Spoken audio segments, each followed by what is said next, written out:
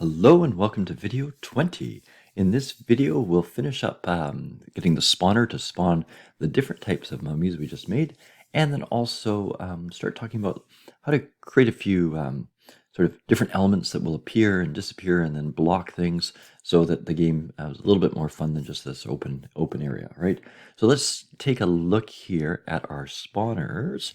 So we're going to sort of redo all these spawners. In fact, I think I had a couple other spawners here. So that was my original. I didn't bring it down. Let's put that in there. Is there any other spawner? Nope, I think those are all of them. Anyways, let us delete these guys because we're going to recreate this spawner and then sort of place them better here. So this spawner here, which is good, we're going to go into the spawner script. And so when we go into that spawner script, we are going to do something so that we don't just have the one mummy prefab. So at the moment, we've got the mummy prefab. We want sort of an array of mummies. So I'm going to put that in there, and we'll call this mummy prefabs. Now, down here, right, we get a bit of an issue because we can't instantiate, even if we put an S there, we can't instantiate sort of an array of them. We can only pick one. So we have to kind of do the same thing that we did before, I think with the, maybe the power-ups there, I can't quite remember, but we need to sort of pick from that list, right? And we're going to have at least 3 mummies in there. We're going to be able to have to pick from that list. So what I'm going to do is just under the spawn time, we're going to create a integer, and that will be our random index. And we're going to set that to the Unity engine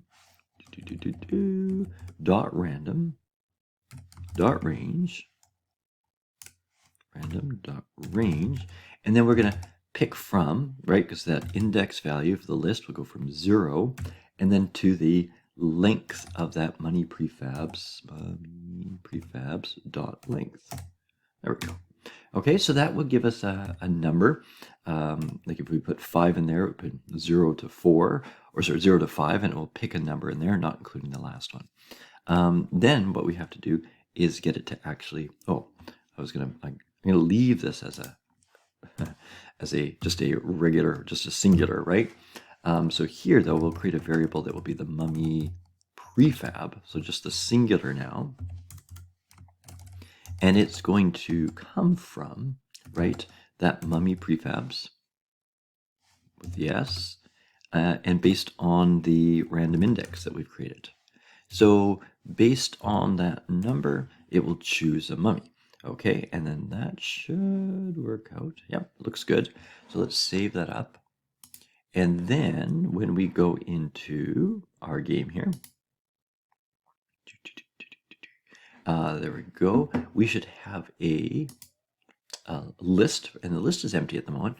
And the easiest thing to do is just drag our prefabs into there. So let's just put our regular mummy in once. We can just sort of throw it right into there, and we've got element 0. Now, if I grabbed all 3, so our fast mummy. Just a second here. Let me try that again. I think it didn't like it because it thought I was going to put it in there. Whoops, I just put it in the wrong spot. There we go. Fast mummy and our tough mummy. Now, if we did that, you'd end up with, 1/3 of your mummies regular, 1/3 fast, 1/3 tough. So if you want to change the proportion, you can just simply drag a few more regular mummies in. So if we want to have more regular mummies, you can just sort of, do that, and you end up now with 3 out of the 5 are regular mummies. So then, therefore, roughly 60% of the mummies are going to be regular, and then 20 and 20 will be fast and tough. So that's a easy way of sort of, changing up what's coming out of here. Now let's just double check that this is working. So we've got our one over here, I think. Okay, there. So let's see. Now I've got that spawn value still quite low every 12 seconds. So it's going to be a bit, yeah, well, there's a different one coming out, right? So that's a pretty good proof of concept there. Maybe we'll just wait one more. Now, what I would do here, once we get this, just making sure a different mummy pops out. Yeah, well, it's a different one again. Good, and he looked like the fast one. So that seems to be working. What I would do here is make sure that this apply all, right? Apply all those changes to our prefab, and then we can put some more in. So if I go to my scene, let's just get some there. Now, I'm not going to waste our time placing these, but obviously you can sort of take them, Control D to duplicate, and move around like we did before. Placing them, I put a bit more care there. You can also Control D, right? And then once you get it over here, you could sort of rotate that around. Okay, so I guess on our, Control Z, on our, not our Z axis, I guess it is our Y axis there, right? Because it's sticking straight up. Well, it should be our Z. Rotation. Just couldn't see it rotating. Yeah. Something weird's going on. Let me just grab my rotation there. I guess it's the green here. There we go. So it is a Y. Okay, so that looks like a 360 maybe. Whatever. Okay, so you can figure that out. Maybe 270 on that. There we go. Okay, so work your way around. Make sure it's the right way. I think it's going to open not into the wall. And place a bunch around there. And then sort of like I said, when we come back, we'll look at sort of putting in some elements in our game, in our map there, that will appear and disappear to sort of make it a dynamic map. All right, so what we're going to do next is create some obstacles, right? So they'll appear and disappear depending if you stand on sort of like a trigger idea, then it will cause that to appear or maybe disappear depending on what you want to do. So what I've done is just moved a couple of these blocks because I'm going to put a blocker through here. So we're just going to put some pretty simple a shape, okay, just a cylinder, and then we're just going to sort of create like a gate that might appear. So to do that, let's just sort of get into this better perspective. I was just trying to position those. So like I said, between these two blocks, I'm just going to put kind of a fence kind of. And so to do that, I'm just going to add a game object, 3D object, just going to add a cylinder, bring it over. I mean, I'm not going to do anything fancy here. I'll just leave it regular color. We'll rotate that. We need to rotate it along the I always get this confused. Is that the X? Sure, we'll need to do it that way. So that would be 90 degrees. And then also along the Y, that should also be 90. There we go. So it's just across there. I'm going to make it a bit smaller. So let's just decrease this radius a bit. That's 0 radius. Oh, that's the collider, sorry. What was I wanting to do here? The scale, I guess, right? So we want to take the scale. Let me just think about this here. We need to scale it. That's the way. We want to scale both of these to probably the same here. So let's do this 0.5, 0.5, and then we want to bring it out, right? So across the edge. So let me just sort of see where I am here. Put it in there. Maybe that top view again would help. There it is. And we just want to make sure that it sort of goes across the edge. So a little bit further. And it doesn't really matter if it goes into the block or not. Okay, and then the other thing would be just to make sure its height. So we want this one kind of, just above the ground a little bit. So it's obviously blocking it. And what we'll do is we'll just, we'll call this wall, I guess. Oops. And we'll make two more. And we'll just make them children of it. So I'll just go Control D. I'm just going to lift it up. And Control D. Lift it up there as well. I think that will look okay. Sort of like this wall. We'll just sort of put these two here. Okay, so now we've got these walls. Let's just see how they're working. Now they do have colliders on it. I think they're going to block me. Yes, they block me.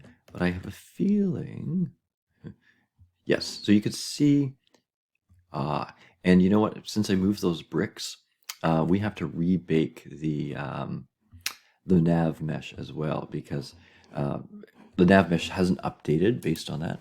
let's just make sure we do that properly first. So I'm going to go to terrain, I believe, and the navigation, and walkable. We need to make sure that we bake this again.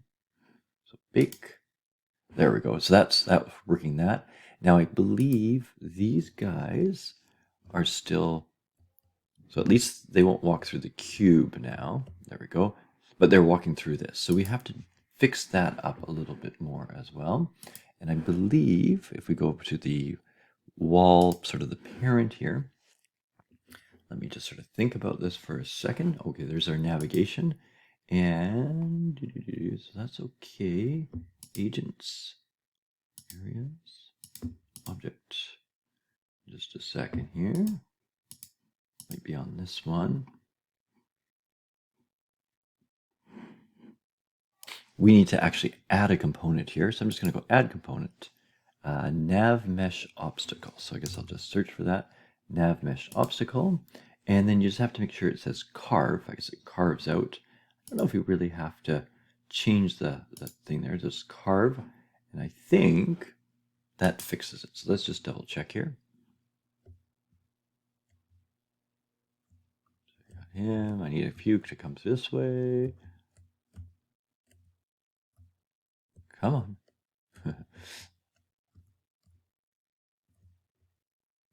Oh, none of them want to come that way. Am I quick enough? Come back this way. Ah, the hordes. Okay, I don't know if I can get them to come that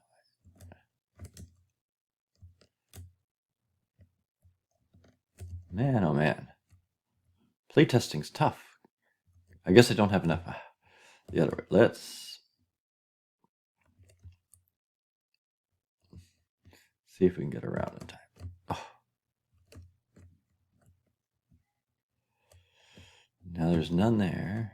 Okay, I'm hoping.